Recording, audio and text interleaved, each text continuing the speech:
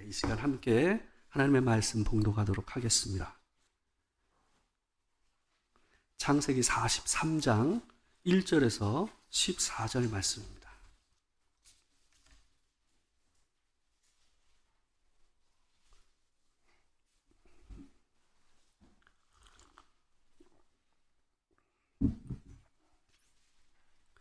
창세기 43장 1절에서 14절 말씀입니다.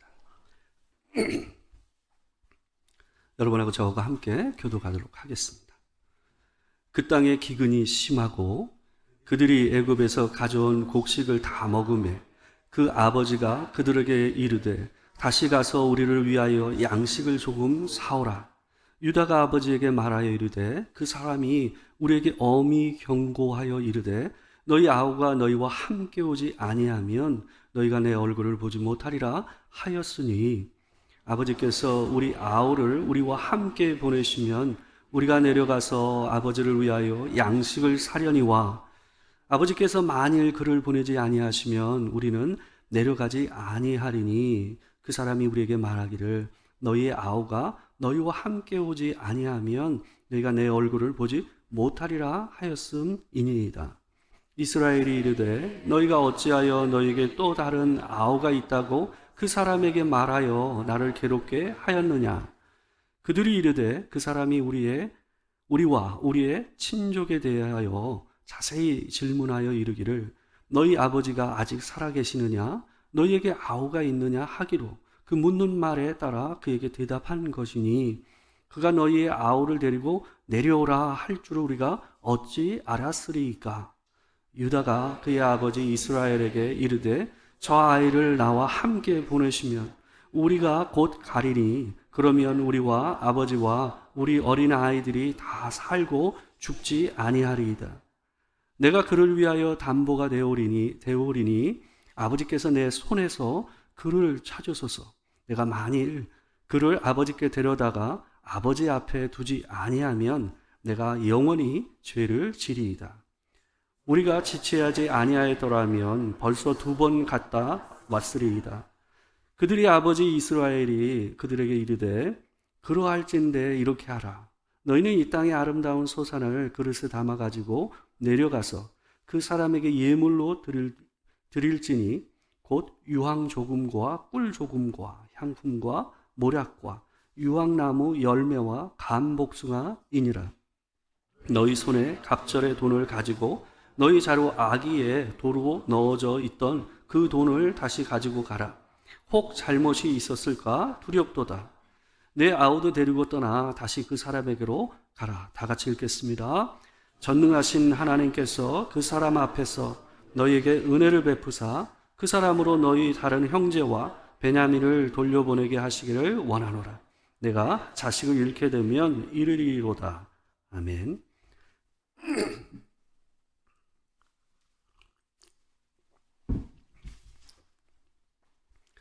창세기 43장 1절에서 14절 말씀을 가지고 전능자의 은혜라는 제목으로 하나님의 말씀을 전하도록 하겠습니다.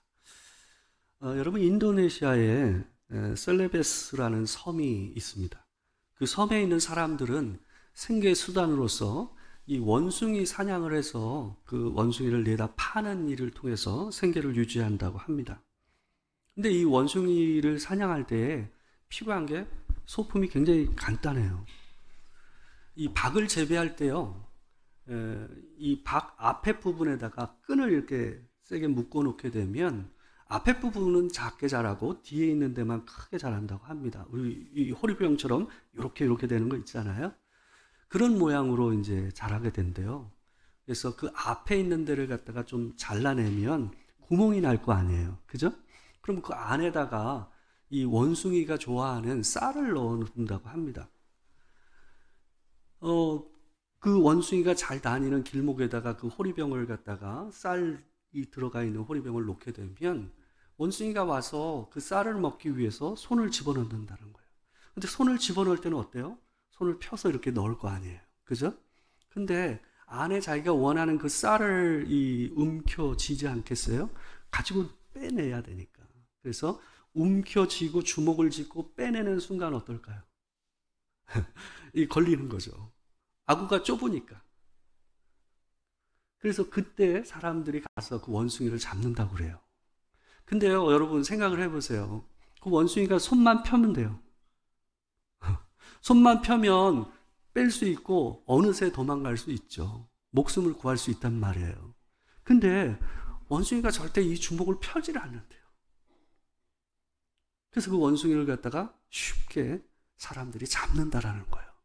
이게 북아프리카에서도 이렇게 원숭이를 잡는다고 하더라고요. 이게 참 어떤 면에서는 참 우리의 삶의 모습을 좀 보여주지 않는가 하는 생각을 해봐요. 여러분 살다 보면 우리가 어때요? 소중한 게 생기잖아요. 그죠? 소중한 것이 생기면 거기에 대해서 자연스럽게 마음 안에 집착하는 마음이 생겨요. 그죠? 움켜쥐게 돼요. 왜요? 소중하니까 잃을까봐 더 잘 잡으려고, 놓치지 않으려고 움켜쥔단 말이에요. 여러분, 집착하는 것에서 여러분 우리가 우리 삶의 불안과 두려움이 오는 거 아세요? 그 속에서 삶의 갈등이 오는 거 아세요? 그러잖아요. 여러분이 소중히 여기지 않는 것이 여러분을 힘들게 하는 일은 없어요. 되게 여러분들이 소중하다고 생각하는 것, 붙잡고 싶은 것, 손에 쥐고 싶은 그것이 여러분과 저를 힘들게 합니다. 두렵게 합니다. 불안하게 합니다. 인생을 살면 그런 일이 없을 수가 없어요. 여러분, 근데요, 우리가 움켜쥐는 그 순간부터 어떻습니까? 그것에 매여서 살게 돼요. 마치 그것에 종이 된 것처럼 인생이 거기에 끌려가요. 왜요? 그 손을 안 펴니까. 그 손을 안 펴니까. 그 움켜진 손으로 인해서 인생에 덫에 걸린 듯 그것에만 매달려서 끌려가는 인생을 살게 되는 것이 우리의 인생의 모습입니다. 움켜잡은 손만 좀 펴면 한결 릴렉스가 돼서 긴장도 떨어지고 인생이 조금 마음도 편해지고 좀 몸도 편해질 것 같은데 그러지를 못하는 것이 우리의 삶이 아닌가 하는 생각을 해봅니다. 여러분, 우리는 하나님을 붙잡고 살아야 되는 사람들입니다.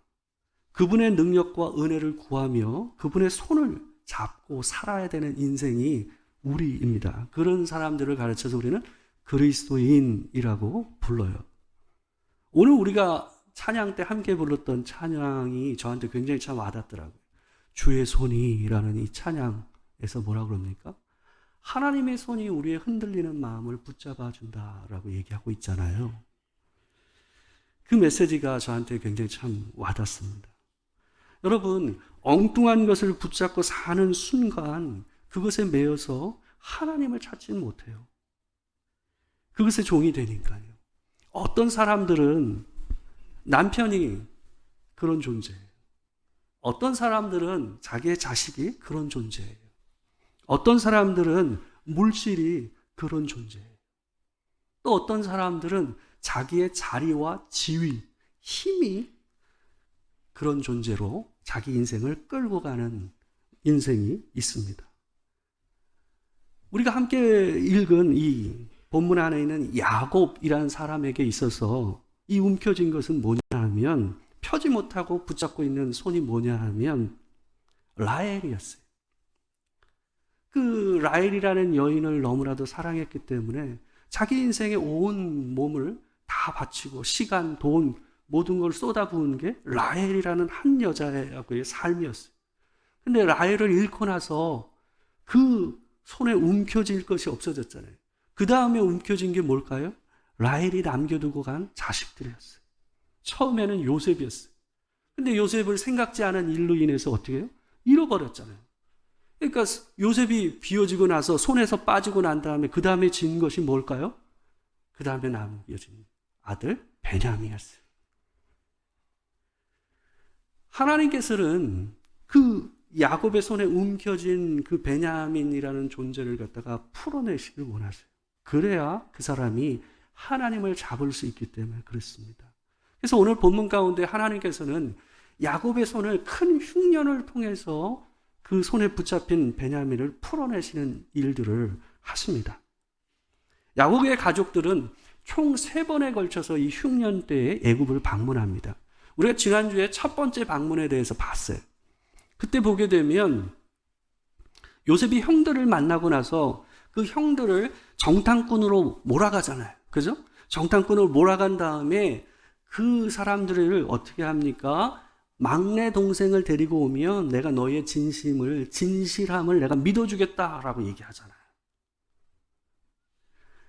그것은 자기를 향한 형들의 태도와 같이 우리 막내 동생 베냐민을 향해서 그 형들이 동일하게 하고 있는지 그 가정의 형편을 알아보기 위해서 일부러 요셉이 그들을 코너로 몰고 있는 일이었습니다.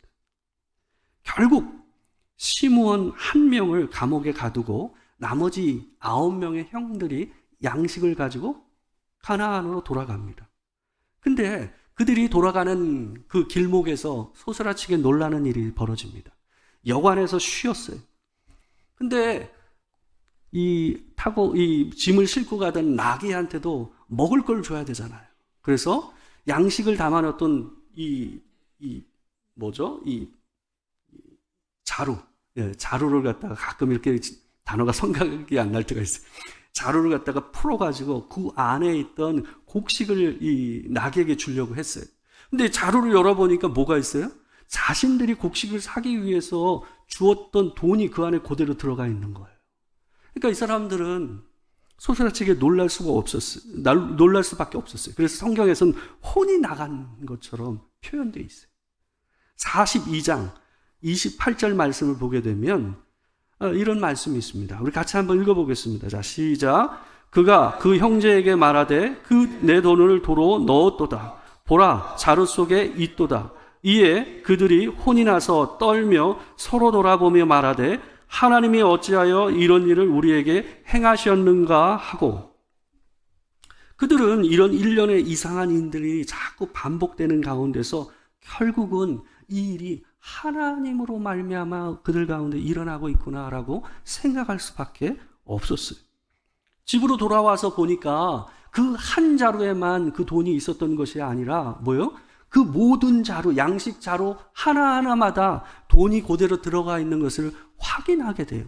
그 모습을 누구도 보게 되냐 하면 그 아버지 야곱도 함께 보면서 두려워했다라고 성경은 얘기되고 있습니다. 야곱의 아들들은 아버지에게 그들이 당한 일을 자세하게 얘기를 합니다. 그러나 그들은 있는 그대로 그 심각한 상황을 얘기하지 않아요. 그 남아있던 볼모로 잡혀 있었던 시므온이 감옥에 갇혔다는 얘기를 하지 않습니다. 그리고 그들이 당한 일련의 사건들을 구체적으로 얘기하지를 않아요. 왜 그랬을까요? 그 심각한 상황을 그대로 얘기하게 되면 아버지가 베냐민을 그들에게 다시 줘서 그 애굽으로 돌아가게 할까요? 그러지를 않을 거라는 말이에요. 그러니까 아버지를 더 두려워하게 하고 불안하게 하게 되면 자신들이 해야 할 일을 할 수가 없게 되니까 일부러 이야기를 어떻게 해요? 각색하고 좀 물을 타가지고 희석시켜서 아버지한테 얘기하는 장면이 42장 전체에서 얘기되고 있어요. 그래서 이 이야기를 듣고 그 자식들이 일부러 무게감을 덜어낸 이 이야기를 듣고 나서도 야곱은 어떻습니까? 절대로 베냐민을 보낼 수 없다라고 얘기를 해요. 42장 36절 말씀입니다. 제가 한번 읽어드릴게요. 그들의 아버지 야곱이 그들에게 이르되 너희가 나에게 내 자식들을 잃게 하도다. 요셉도 없어졌고 시므온도 없어졌거늘 베냐민을 또 빼앗아 가고자 하니 이는 다 나를 해롭게 함이로다. 여러분, 야곱은 죽었다고 생각했던 요셉에게 쓴 없어졌다라는 표현을요, 희한하게 이 시므온한테도 쓰고 있어요. 이게 무슨 의미인지를 생각해 보셔야 돼요. 이건 뭐냐 하면 요셉이 없어져서 죽은 것처럼 여기고 살았던 요셉처럼 시므온, 볼모로 잡혀있던 시므온을 어떻게 생각하겠다라는 거예요? 이미 없어진 자식처럼 생각하고 살겠다는 거예요. 그 얘기는 무슨 의미일까요? 베냐민을 다시 보내는 일을 하지 않겠다라는 의도를 갖다 이렇게 표현하고 있는 거예요. 그러니까 그만큼 내가 자식 하나 더 시므온을 잃더라도 내가 베냐민을 절대 너희가 애굽으로 갈 때에 보내지 않겠다라고 단호하게 얘기를 하고 있는 거예요. 이런 아버지를 갖다 설득하기 위해서 장남 르벤이 어떻게 하냐면 자기 두 아들의 목숨을 걸겠다고 얘기해요. 내가 만약에 가서 베냐민을 다시 데려오지 못한다면 내 자식 두 아들을 죽이소서라고 얘기해요. 그럼에도 불구하고 야곱은 어때요? 절대로 그럴 수 없다. 만약 베냐민을 함께 가서 베냐민이 죽는다면 나도 죽는다라고 단호하게 얘기하면서 이 아들과의 대화가 끝나게 됩니다. 그러고 나서 오늘 본문의 내용이 이어지고 있는 거예요. 그렇게 꽤 긴 시간이 지나간 것 같아요. 애굽에서 가져왔던 곡식도 다 먹고 다시금 예전과 같이 생명을 위협하는 기근이 심각함을 갖다가 느끼는 상황이 벌어졌어요. 오늘 본문 2절을 보게 되면 이렇게 이 야곱이 이 아들들한테 얘기하는 장면이 나오고 있습니다. 2절 같이 한번 읽어보겠습니다. 자, 시작. 그들이 애굽에서 가져온 곡식을 다 먹음에 그 아버지가 그들에게 이르되 다시 가서 우리를 위하여 양식을 조금 사오라. 여러분, 처음 애굽으로 곡식을 사오라고 이 야곱이 자식들을 갖다가 보낼 때는 어땠어요? 굉장히 위험이 있고 힘이 있게 그들을 꾸중하듯이 보냈어요. 우리가 지난주에 보지 않았습니까? 너희가 뭐하고 있냐? 다 죽어가고 있는데 가만히 여기 왜 이러고 있냐라고 야단을 치듯이 명령을 하면서 보냈던 게 야곱이었어요. 근데 지금 곡식을 가지고 다시 애굽에 가서 곡식을 조금 사오라라고 얘기하는 이 장면에서 야곱의 목소리는 어때 보이십니까? 그전보다는 훨씬 더 어때요? 힘이 없고 부드럽게 자식들한테 얘기하고 있다는 게 조금 느껴집니다. 여러분, 그의 마음에 뭐가 있어서 그러냐 하면 아들들이 자기가 사랑하는 베냐민을 데려가지 않고 그냥 애굽에 가서 쌀을 더 다시 사올 수 있었으면 좋겠다라는 마음이 있었기 때문에 자식들을 향해서 이런 부드러운 표현으로 얘기를 하고 있었던 거예요. 이미 여러 사건을 통해서 이 첫째 아들 르벤서부터 셋째 아들까지 이 세 아들들은 야곱의 눈밖에 나 있었어요. 그래서 자식들 안에서 장남의 역할을 했었던 건 뭐냐면 넷째 아들이었던 유다였습니다. 그래서 유다가 나서요. 유다가 나서서 아버지를 설득하는 장면이 있습니다. 우리 3절에서 5절 말씀 같이 한번 읽어보도록 하겠습니다. 자, 시작. 유다가 아버지에게 말하여 이르되 그 사람이 우리에게 엄히 경고하여 이르되 너희 아우가 너희와 함께 오지 아니하면 너희가 내 얼굴을 보지 못하리라 하였으니 아버지께서 우리 아우를 우리와 함께 보내시면 우리가 내려가서 아버지를 위하여 양식을 사려니와 아버지께서 만일 그를 보내지 아니하시면 우리는 내려가지 아니하리니 그 사람이 우리에게 말하기를 너희의 아우가 너희와 함께 오지 아니하면 너희가 내 얼굴을 보지 못하리라 하였음이니이다. 여러분, 베냐민을 함께 가게 하지 아니하신다면 우리는 갈 수 없습니다라고 얘기하는 장면이 이 내용입니다. 이 야곱이 짜증이 폭발합니다. 왜 쓸데없이 그 사람한테 너희한테 아우가 있다라는 걸 굳이 얘기해가지고 나를 이렇게 고통 가운데 있게 만드느냐라고 야곱이 그 자식들을 혼을 내면서 소리를 지르는 장면이 오늘 본문에 있습니다. 그때 다른 형제들이 함께 얘기합니다. 한 소리를 얘기하는 말이 뭐냐 하면 그 사람이 우리 친족에게까지 자세하게 묻는 바람에 그것에 대해서 얘기 안 할 수가 없었다. 그리고 그 사람한테 내가 아우를 얘기했을 때에 그 사람이 그 아우를 데리고 오라고 얘기할 줄 우리가 어떻게 알았겠냐라고 이 반문을 하고 있는 거예요. 맞지 않습니까? 그 말이 맞지요. 그러면서 유다가 마지막으로 그 아버지한테 설득을 하면서 이런 말씀을 해요.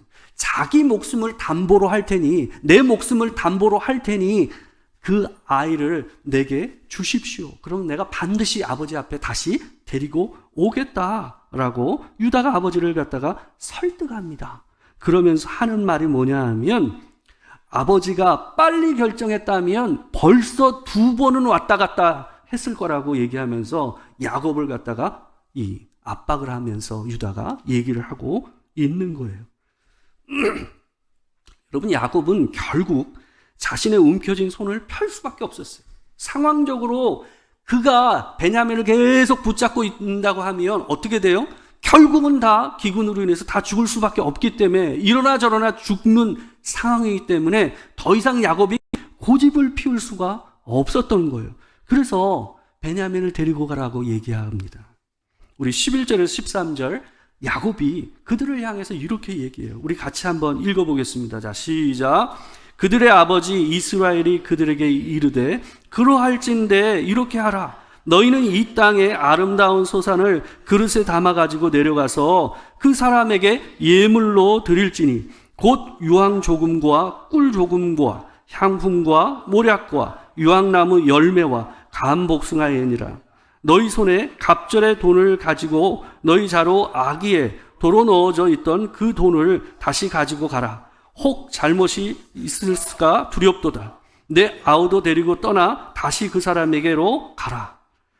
여러분, 야곱은 베냐민을 보내되 어떻게 하든 베냐민이 다시 돌아오는 데 있어서 걸림돌이 생기는 환경을 막기 위해서 두 가지 방안을 그들에게 얘기를 합니다. 첫 번째는 뭐냐면 가나안에서만 잘 구할 수 있는 이 특산물을 예물로 가지고 가서 애굽의 총리에게 줘서 그 애굽의 총리의 마음이 부드러워지게 하라는 거예요. 그래서 너희에게 선대할 수 있도록 하라라는 거죠. 두 번째는 뭐냐 하면 혹시 모르니 이전에 있었던 자루에 있었던 모든 돈을 다시 가지고 가서 다시 살 돈과 더불어서 갑절의 돈을 가지고 그들에게 가라라고 얘기를 하는 장면이 우리가 함께 읽었던 본문 안에 있습니다. 여러분, 근데 이 장면이 굉장히 우리가 익숙하지 않습니까? 야곱의 인생에서 이와 같은 장면이 또 한 번 있었어요. 어떨 때 그랬습니까? 에서를 만날 때 그랬어요. 그죠? 하란에서, 밧단 아람에서 이 일을 마치고 나서 다시 가나안 땅으로 들어오기 위해서는 반드시 누구를 만나야만 했습니까? 형 에서를 만나야만 했어요. 근데 그는 죽기보다 힘든 일이었어요. 그래서 그 형의 마음을 녹이기 위해서 썼던 방법이 동일한 방법이었어요. 뭐였어요? 그들이 가지고 왔던 가축을 세 떼로 나눴어요. 그죠? 그래서 세 번 그 가축대를 갖다가 에서가 따로따로 만나게 했어요. 그리고 그 종들한테 준 말이 뭐였냐 하면 이렇게 얘기하라고 그랬어요. 이거는 당신의 아우가 당신을 위해서 준비한 예물입니다 라고 하면서 얘기하라는 것을 세 번에 걸쳐서 에서에게 할 수 있도록 했어요. 뭐요? 에서의 마음을 녹이기 위한 거죠. 이게 야곱이 쓰는 방식이에요. 그리고 또 하나 썼어요. 사람들로 세 떼로 나눴어요. 한꺼번에 에서를 만나게 한 것이 아니라 이 자기의 자식들 가운데서 여종에게서 나온 자식들을 제일 앞에 두고 그 다음에 두 번째는 뭐예요? 레아의 자손들과 레아를 그 두 번째로 두고 그리고 마지막에 누굴 뒀어요? 자기가 가장 사랑하는 라헬과 그의 자식들을 갖다가 뒀어요. 얼마나 얄팍합니까? 그러니까 정말 자기가 사랑하는 자녀들과 여자는 어때요? 무슨 일이 생기면 도망갈 수 있는 기회를 주기 위해서 그렇게 한 거예요. 근데 지금 뭐 하고 있는 거예요? 지금 야곱이 그 방법을 쓰고 있는 거예요. 그렇게 하고 있는 거예요. 여러분, 그때 야곱이요, 한 가지 중요했던 건 뭐냐 하면 그런 꽁수를 썼던 야곱이 제일 나중에 자기가 남아서 뭘 했습니까? 하나님 앞에 기도했잖아요. 이 사람이요, 밤새 하나님의 사자 하나님과 붙어서 어떻게 했어요? 하나님이 안 놔주니까 쳐서 엉덩이 뼈 있는 데가 부러졌어요. 위골이 됐어요. 그럼에도 불구하고 하나님을 붙잡고 놓지를 않았어요. 그래서 얻은 이름이 뭐였어요? 이스라엘이라는 이름이었죠. 하나님과 겨뤄서 이겼다. 여러분, 그때에 하나님의 얼굴을 보고 나서 야곱이 한 행동이 뭔지 아세요? 자기가 제일 나중에 있었잖아요. 근데 에서를 만날 때 이 저는 다리로 제일 앞에 나가서 에서를 제일 먼저 만난 게 누구였어요?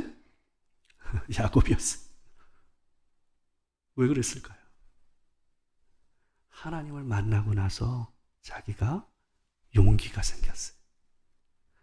하나님의 얼굴을 보고 나서도 내가 죽지 않았으니 형의 얼굴을 보고 내가 반드시 살리라 라고 생각하고 그가 용기를 내어 하나님 앞에서 그분의 힘을 얻어 에서를 만나는 장면이 그때 있었어요. 여러분, 그 심정으로 야곱이 베냐민을 보내면서 이렇게 기도한 장면이 있습니다. 자식들을 향해 말하면서 기도하는 거예요. 14절 말씀입니다. 우리 같이 큰 소리를 읽겠습니다. 자, 시작. 전능하신 하나님께서 그 사람 앞에서 너희에게 은혜를 베푸사 그 사람으로 너희 다른 형제와 베냐민을 돌려보내게 하시기를 원하노라. 내가 자식을 잃게 되면 이르리로다. 여러분, 전능하신 하나님의 손에 사랑하는 아들 베냐민의 목숨을 내맡깁니다. 내가 자식을 잃게 되면 이르리로다.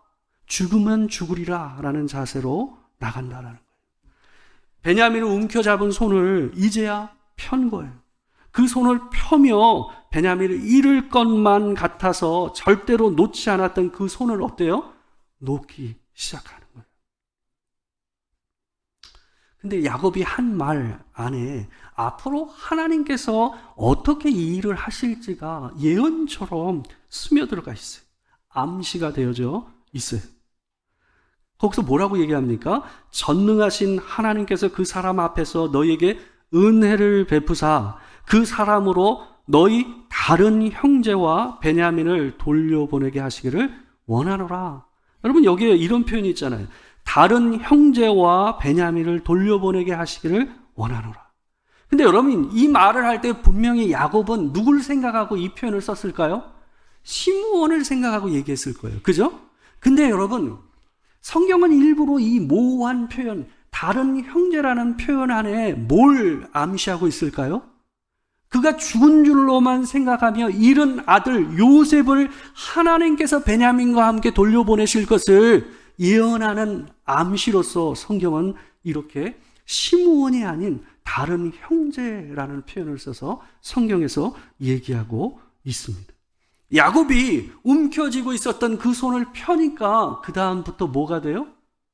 그 삶의 문제가 해결이 되고 그가 잃었던 자식을 다시 찾는 일이 그 인생 가운데서 일어나는 거예요. 묶인 것이 풀리는 경험을 하게 되는 거예요.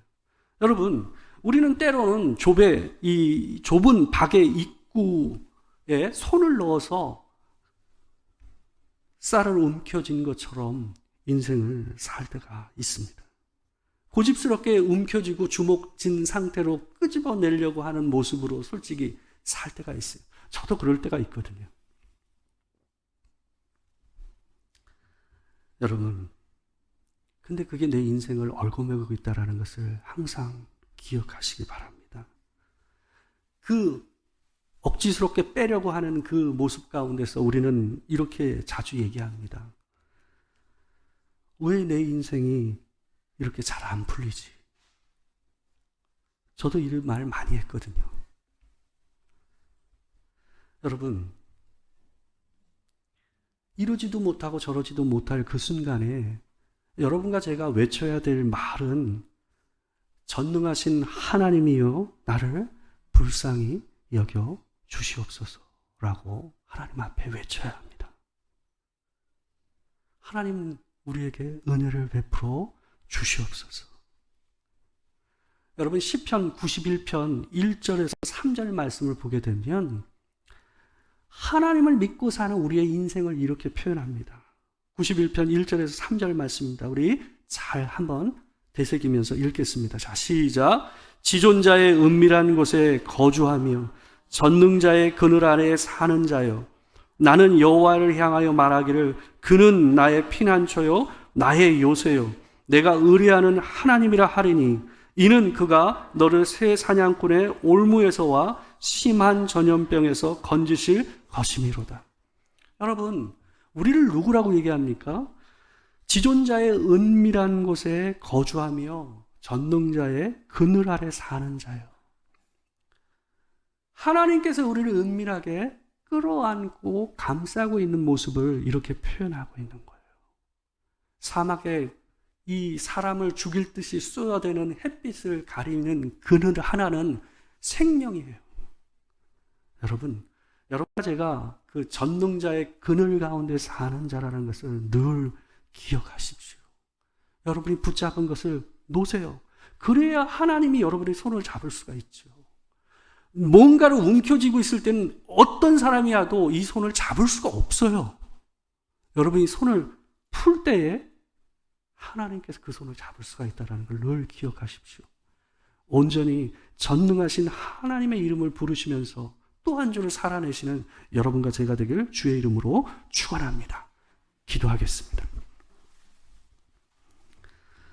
사랑하는 주님, 인생을 살면서 주님 내게 소중한 것, 내가 놓치기 싫은 것들을 만날 때마다 하나님 앞에서 얼마나 고집부리고 얼마나 움켜쥐고 그것을 어떻게 하든 잡고 놓지 않으려고 헤매이던 제 삶의 자리를 기억합니다. 주여, 깨닫다가도 어느새 또다시 움켜쥐고 깨달아 주의 손을 붙잡다가도 다시 또 새로운 것을 붙잡는 우리의 미련함을 용서하여 주시고 오직 그때마다 손을 풀고 여호와의 손, 그 전능하신 하나님의 손을 붙잡고 다시 일어서며 삶을 살아가는 우리 도토리교회 성도들이 될 수 있도록 주님 도와 주시옵소서. 야곱처럼 전능하신 하나님이여 우리에게 은혜를 베풀어 주시옵소서라고 기도하며 하루하루를 사는 우리가 되게 하여 주시옵소서. 지금은 우리 주 예수 그리스도의 은혜와 아버지 하나님의 크신 사랑과 성령의 교통하심이 움켜진 손을 펴서 주의 은혜의 손을 붙잡고 다시금 살기를 원하는 주의 백성들 위해, 이 자리에 함께한 도토리교회 모든 성도들 위해 지금부터 영원토록 함께 하시기를 축원하옵나이다. 아멘.